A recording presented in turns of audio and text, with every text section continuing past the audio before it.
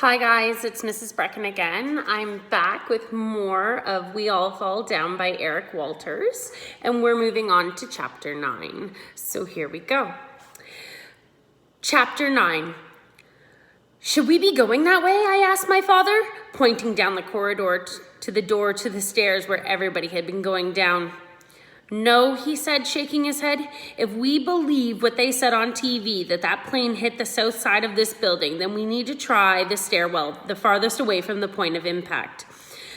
I trailed my father back to the stairs that we had originally come down in the morning. My father put his hands against the door to the stairwell. He just stood there. Was it locked, or was he having a second to think about what he was doing? Was he doing this or that?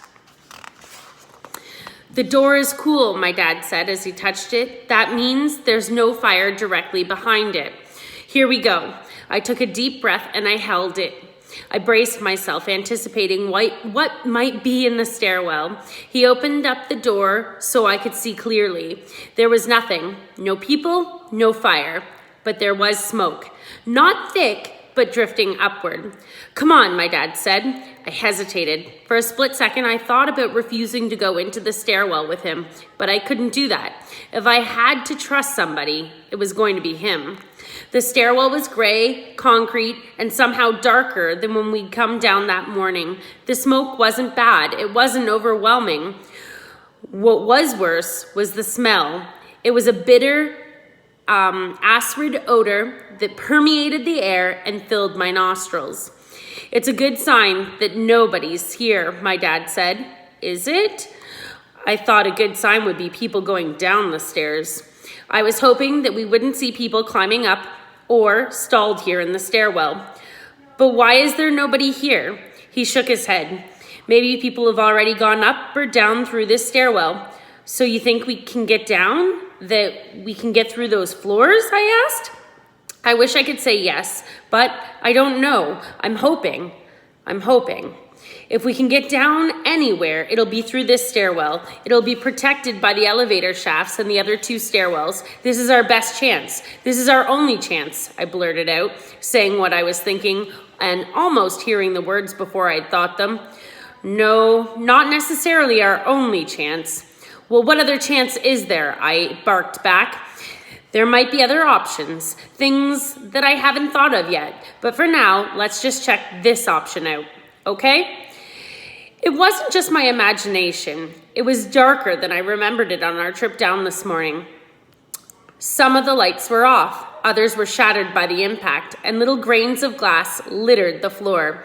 Keep a hand on the railing and stay a few steps behind me. Not too many, but not too close. Why, I asked. Just do what I say, he ordered.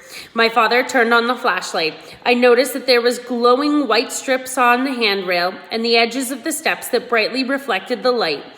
I took a few steps and then I hesitated. I thought about what we were walking toward. Now, suddenly, all of this had the potential to be terribly real. This was no longer just in the other building, or really more like a picture of the other building on TV. This was here and now and right under my feet. An airplane, a fully loaded, fully fueled jet commercial plane, had crashed into this building no more than 30 or 40 feet beneath my feet. So close, and it would get closer with every step that I took. We weren't talking about injuries or fatalities like they were just a bunch of numbers. There were real people, real flesh and blood people who had been on that airplane and in those offices just below us who were now dead. Dead or horribly, horribly injured, burned and mangled. I just stood there, 1 foot on the first step, 1 foot on the landing, holding on to the railing, frozen in place. Okay, that's far enough behind, my dad said. You can come now. A shiver went through my entire body, unlocking my legs, and I started down the steps after him. He was 5 or 6 steps ahead of me and had just reached the first landing. He looked back at me as he made the turn and went around the corner. I felt a rush of panic that he was leaving me behind, and I jumped down 2 steps and then a second pair and a third, hitting the landing with a solid thud, spinning around the corner to continue down. I reached up to my forehead. I wrapped the tie around my forehead like a bandana. It was wet and cold. It was also my mask if I needed it. I could slip it over my nose and my mouth and breathe through the material, and it would filter out the smoke and fumes. I felt a little reassured, and then even more unsettled when I realized that I was relying on a ripped, wet, not even very expensive tie to protect me from a raging fire caused by a crash of an airplane carrying tons of burning jet fuel. This was ridiculous. We should have just headed back up and waited for the firemen to put out the blaze. Let's have a peek, my dad said, as he went to pull open the door on the floor just below us, checking first to make sure it wasn't hot. There was a big 84 on the back. He pulled it open. "Hello," he yelled, and I practically jumped upwards up the stairs. Instead, I bounded down until I was standing beside him, peering through the door. I felt like a peeping Tom looking into a place where I didn't belong. The office was not much different from the one that we'd left a flight above. There were overturned desks and chairs, shattered glass and paper everywhere, some ceiling tiles on the floor and others hanging from the ceiling, cabinets knocked over, and strangest of all, a cup of coffee, still steaming, sitting on the closest desk. Imagine that. Just a few minutes ago, somebody was sitting at that desk, maybe worried about what was happening in the next building, but still enjoying their morning coffee. And then, "Hello," my dad called out again. "Is anybody here?" Complete silence, not even a ringing phone. The phones on that floor must have been out of order too. Probably all the phones above the fire were gone. Hopefully they evacuated before the crash, my father said. I hope so. Let's get going. He let the door swing closed and he started down to the next level. I looked at my watch. It was 9:17. My father got partway down the flight and I started after him. Hitting the landing, I made the turn and I realized it was now much darker. The lights on the landing and on the next level down were mainly broken, and the one remaining fluorescent tube was flickering and hardly throwing out any light at all. In the top corner of the walls, there were small lamps, battery-operated emergency lights, trying to light the way. They were much dimmer than the regular lights. My father aimed his flashlight down the stairs. The bulb that had seemed so weak in the office now projected a strong, powerful shaft of light. "Watch out for the glass from the smashed lights," my dad said. Reaching the landing, I heard and felt the broken glass crunching under my shoes. 83, my dad said. "We're getting closer." "Do you think the smoke's getting thicker?" I asked anxiously. "Maybe a little, but not that much," he said. "But look at the light." The flashlight was pointed down the stairs. Drifting through the beam was a thick layer of smoke. It slowly danced, climbing through the shaft of light and then vanishing into the darkness. I reached up and I touched the tie that was around my forehead. It was my security blanket. It was even darker below where we stood. Not even the emergency lights were working. "Stay closer to me," my father said. We started down to the next level. I stayed right on his heels, only one step back, looking around him, following the beam of light as much as I followed him. It felt better anyways to be close to him.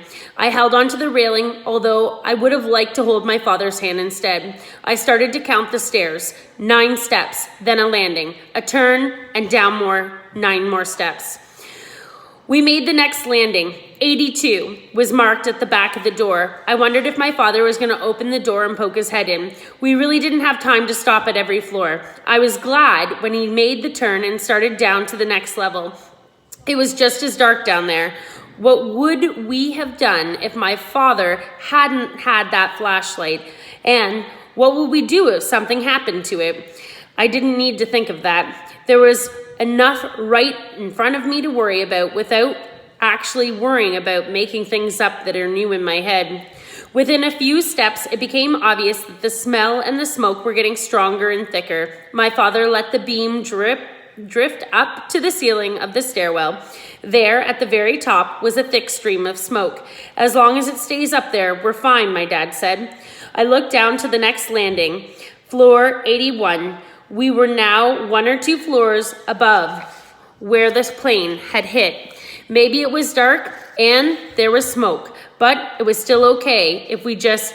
"The floor is all wet," my dad said. I stepped down onto the sopping wet floor. "What is it?" Where is this coming from? My father pushed open the door. There was a loud hissing sound. The sprinklers had all been activated and water was raining down from the ceiling. The scene below was sopping, soaking mass of overturned filing cabinets, computers smashed on the floor, and the floor, it was uneven. It was rippled, buckling. The floor looked as if it had been crunched and pushed up. There were ceiling tiles down and speakers attached by wires swaying gently back and forth. All the overhead lights were off, either smashed or turned off, but the scene was still visible by natural light. The few windows that I could see in the distance were smashed. Along with the hissing of the sprinklers was the faint whistling of wind coming in through the broken glass. My father let the door close and we started down again. The water from the sprinklers was flowing down the stairs, making them slippery. Maybe it made our footing a little less sure, but if fire was our problem, then surely water was something that could only help. I bumped into my father and startled him. Why had he stopped? I looked beyond him and I saw the reason. The way was blocked. It looked as though the walls of the stairwell had collapsed and caved in. End of the line. It was time to go back up. Hold this, my dad said, handing me the flashlight. Keep the beam right where it is. I watched as he placed his hands against the obstruction. He pushed and it seemed to give, but only slightly. It's drywall, he said. It's collapsed off the walls. He drew back his foot and gave it a kick. The panel buckled, and then as he kicked it again, snapping it in two, he knocked it out of the way. Another piece was right against it. He kicked and punched and then muscled it to the side. As it gave way, a cloud of smoke billowed out from behind it. The smoke that had been trapped behind the obstruction was now flowing freely up the stairwell. My heart jumped into my throat. Make sure that tie covers your mouth, my dad yelled at me. I fumbled with the bandana and I pulled it into place. My father did the same with his. It felt cold and I was having trouble drawing in air through the material, but somehow it was working. The air seemed cleaner and the horrible smell was less, but nothing was protecting my eyes. They burned and they stung, and even the tears that came didn't bring relief. Stay low, my dad said. I dropped down to one knee and my pants became instantly soaked. We have to go back, I pleaded. Not yet, my dad said. It's still okay. My father took the flashlight from me and aimed it at the light. He aimed the light down the landing below. There was some debris pieces of the drywall that my father had smashed on the stairs, but the way was basically clear. We stepped around them and down the 80th floor landing. Ouch! My dad yelled as he jumped backwards, almost bumping into me. What happened? What's wrong? I exclaimed. My hand, he said, holding it up. I burned it when I touched the door. It's red hot. The whole floor is on fire. Look, he pointed the flashlight down the bottom of the door. There was smoke streaming out from underneath, and there was a strange reddish light. I suddenly realized that I was feeling really hot. It was extremely hot in here. But why shouldn't it be? Shouldn't we head back up now? If we need to get back up, we can. We might have to, but not now, not yet. We started down again. There were pieces of glass mixed in with parts of broken drywall. The stairs were soaked and slick. There was a little river of water that was now flowing down the steps. It stinks in here, I said. My dad bent down and touched it with his finger. He leaned his finger into the liquid and then brought it up to his face. This isn't just water. It's got the rest of that jet fuel mixed in. We're standing in gasoline? I asked in shock. Mixed with water. Water doesn't burn, he said, answering my unasked fear. He started moving again before I could even think to object. It wouldn't have made any difference anyways, whether I wanted to give up or didn't. It didn't really matter. My dad was determined to keep going until he couldn't go any further. The smoke seemed to be getting stronger with each step that we took. The whole top of the stairwell was now filled with virtual rivers of smoke, flowing, bumping, bubbling along. Thank goodness that there was still a foot or two of clear, open air between my head and the smoke. I bent down slightly anyway, and I adjusted my bandana, which was slipping down to my nose. Not much further, my dad said. And he started to cough violently. The fumes, the stench, were becoming even more overwhelming. A floor or two, or maybe three, and we're through it. He stopped at the landing and he trained the light down at the 78th and 9th floors. It was already bright down there. The door was bent and buckled, and the door frame itself was knocked down away from the wall. There was an angry red light shining and flickering through the gaps. Smoke was pouring out and up, and there was a sound, the sound of a fire, burning and raging. "Stay as far away from that door as you can, and stay low," my dad said. He was very, very quiet. Why was he whispering? Did he think that the fire could hear us and react? That made no sense, but still, somehow, it didn't seem like a bad idea. He started down, and I stayed right on his heels, hugging the wall, holding the handrail, bending over so I was above the soaked and running floor, but below the steaming, smoking ceiling. The heat coming from behind the door was phenomenally hot. I could feel it scorching the side of my face. I put a hand up to block the heat, and I turned my head away, quickly rounding the corner. Instantly, the heat faded, shielded by the concrete wall, although the eerie red light still illuminated the whole area. "Is that it?" I gasped. "Are we past it?" My father shook his head. He pointed the flashlight up. There was more smoke coming from up the stairs. There was still more fire below us. I felt a wave of disappointment wash over me, and my knees felt tired and weak. I just wanted to sit down, curl up, and cry. But this was the worst place in the world to stop. Here we were, on the stairwell, between the floors that were on fire. Disappointment was pushed aside by fear, and that gave fear a surge of energy. A surge of energy. It wasn't ending here. I wouldn't let it. My father stopped again on the landing between the two floors. The whole floor was flooded with water. Somehow the floor had buckled up, and the water, the liquid, was pooling before cascading down below. There had to be 3 or 4 inches of water on the floor. My dad trained the flashlight on the door. We were at the 78th floor. The door was bent and buckled at the bottom, but intact. Well, more than the floor above. There was smoke streaming out of the gaps at the top and the sides of the door, and water was pouring out of the bottom. There were more pieces of drywall knocked off the wall, partially blocking our way, and the whole wall, the concrete wall, was cracking and fractured. Chunks of it were littering the stairs. A pipe jutted out of the wall and poured down out of it. We stood there on the landing, suspended between the two floors, fire above us, fire below us. We couldn't just stand there forever. "Turn sideways, face away from the fire and toward the wall," my dad instructed. I followed his direction and example. Slowly, we picked up our way down the stairs, 1 step at a time.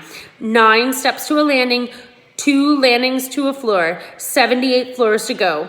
Heat was radiating up at us. With each step, it seemed to get stronger. I tried to press my face right up against the concrete and brought my hand up to offer some protection. The air was thick, and the fumes and smoke and heat and sounds, the sound of water running down the stairs under my feet, and the crackling, roaring noises of the fire raging above us and below us. The heat, the sounds, the smells. This is what hell had to be like.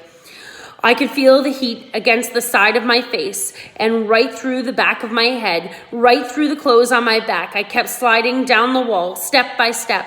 I turned my face even farther away from the heat of the fire, so I actually was looking back at where we had come from, back at the stairs. There couldn't be that many more steps. I hit the landing and I quickly spun around, made the turn, and stumbled down the first few steps. My dad was just a few steps further down. He reached up and he wrapped an arm around my shoulders. "Are you okay?" he asked. I nodded. "I'm fine. You?" "I feel like I've been baked and broiled, but I'm still not cooked. I think we're past the worst of it now." "Really?" "Really." He aimed the beam down the stairs. "It looks almost clear. Not much smoke at all." I looked at the light. It was almost clear. Just some traces of smoke and a faint trail. A few wisps at the very top by the roof of the stairwell. I wanted to believe what he was saying was true, but I couldn't let myself believe it yet. My dad's hand slipped off my shoulder, and he grabbed my hand. We started down the stairs. Almost instantly, it became cooler. Hitting the next landing and making the turn, it quickly got darker as well. The flashlight beam was our only light. There was no light from the fire. The darkness, which had scared me 5 floors up, was now welcoming and reassuring. I'd be happy to be guided by the only flashlight until we hit the lobby. The glow strips on the handrail and the edges of the steps flashed brightly. 77, my dad said as he made the turn down. The door looked to be solid in frame. No buckling, no bending, no fractures. There was no light coming from underneath, no smoke seeping out. Tentatively, I reached out my hand and I touched the door. It was cold, stone cold. There was no fire behind that door. We were past the fire. The air was clean and clear. There was still the smell of smoke, the bitter odor, but it was nothing like we'd faced one floor up. I felt a wave of relief wash over my entire body. I wanted to laugh out loud, but I didn't. I knew that we had made it. But what about the other people? The people who had been on those floors when the plane hit? What happened to them? Of course I knew. Anybody who had been there was gone. They were dead, incinerated or smashed into a million pieces. Nobody could have survived that impact. Nobody.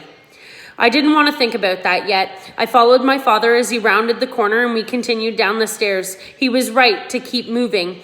We were past the fire doors, but we were still a long way from being out of the building. We hit 76. No heat, no smoke, but the fumes were still strong. In the corner of the landing, the emergency light was shining. We turned down the corner and headed down again. Floor 75 was just below. There on the landing, a single fluorescent bulb glowed a welcome to us. I couldn't help but smile. Again, there was no hint of fire. Down below the next landing, the lights were on and working. I guess we don't need this now, my dad said as he turned off the flashlight. Or this, and he pulled the bandana down around his neck. I followed suit and I took a deep breath. The air felt good going on into my lungs. The stairwell, it's empty. Nobody, not even the sounds of anybody from below, I said. Why? I think that anybody who was on the floor below, the impact got right away. And anybody who was on the floors, well, he didn't need to finish the thought. Strange. We were just a few floors below where it all had happened. And if it hadn't been for the water still flowing down the stairs along with us, there wouldn't have actually been anything out of the ordinary. Other than the smell and the water, there was nothing that even hinted at the fact that there was something different happening above our heads and all around us. It seemed just like the trip we'd made down from the observation deck this morning. I looked at my watch. It was 18 minutes after 9, less than 90 minutes after we had been up there on the observation deck, staring down at the city on a beautiful sunny September morning, not a cloud in the sky, less than 35 minutes since that first plane hit, and that brilliant blue sky was stained by billowing black smoke, less than 20 minutes since the second plane rocked this building, changing everything. We were no longer just watching the drama unfolding through the window and on the television screens. It had pushed right into our world, almost killing us. And now, here in the stairwell, we dodged that bullet, passed through the fire, and we were free. We were fine. We were alive. My father stopped as we came to the next floor. There was a big number 74 on the back of the door. I was thinking, my dad said, about those people who climbed up instead of going down, in the rush of emotions and fear, and then the relief that I'd felt when we got through it. I hadn't thought about all of them. How many people had decided to move up the stairs instead of down? It had to be dozens and dozens, maybe even hundreds. If they knew that this way was passable, they could get down, my dad said. If only they knew, if only somebody could tell them. But anybody who knows already has gone down, like us, and there's no way that they'd go back up. I stopped myself. He couldn't be considering what I thought he was considering. I thought that maybe we should go back up, my dad said. I gasped, "You can't be serious." He shook his head. I thought about it, but no, those floors that we passed were burning badly, and the fires were getting stronger, fast, judging by the way that the smoke was getting thicker. Just because we got through doesn't mean people would get through in like 30 or 40 minutes. 40 minutes? It would take me at least that long to climb down 30 floors or up 30 floors, find them and convince a crowd of strangers, a crowd of frightened strangers to follow me down and through a fire. If you could convince them at all, I said. You're right. Maybe I couldn't. Besides, they might not even be there now. What do you mean? I asked. In my mind, I saw again those people plummeting by the window. There's a third stairwell. We don't know if it's passable, my dad said, but maybe it's even better, and everybody is evacuated down one. I hadn't thought of that. I felt relieved. Or perhaps they're now taking people off the roof by helicopter, he said. Do you think that could happen? It's more of a possibility on this building because it doesn't have the communications tower at the top. There's even a helicopter pad. There is? Why hadn't he told me that before? We could have gone up, waited for an evacuation, but it hasn't been used for years. I'm not even sure it's still functional. Besides, with all this smoke, I doubt a helicopter could even land. And if it could, the last thing that they'd do need is one more person to evacuate. Don't you mean two more, I said, pointing at myself. One. If I was going to go back up, it would have to be by myself. I'm not risking your life. And I wouldn't have let you go up without me. I thought about that, he said. Besides, I didn't think that I could let you go anywhere without me. You're more important than anything in this building, anything in this world. I felt a little taken back by what he said. I guess I sort of knew that he thought things like that, but to hear him say it out loud, it was so different. So it's decided. We have to keep going down together. I just hope that we can let somebody know, like the police or the fire department, so that they can get up the stairs or get a message up to the people up top, just in case this was the only way down. I felt a renewed sense of relief. There was no way I wanted my father to go back up there by himself, and there was no way that I was going back up there with him. I knew my father well enough to know that he wasn't just saying empty words. He had already been contemplating, figuring, planning what needed to be done to help those people, including that stupid guy who didn't even listen to him, who basically taunted him and refused to evacuate. He didn't deserve to be saved, but he didn't deserve to die either. We'll just have to go down as fast as possible. We'll keep on trying to get a call out, or maybe we'll meet some emergency personnel coming up the tower, and we can tell them. I thought back to the interview with the fire captain. It was going to be a long time before any firefighters could climb this high. We'll just have to go down a few more floors and then try to find a phone. That my dad stopped mid-sentence. He'd heard what I heard. Did we both hear the same thing? Or maybe I thought I'd heard. It was a faint voice calling out. And that's where we're going to stop for today. Bye.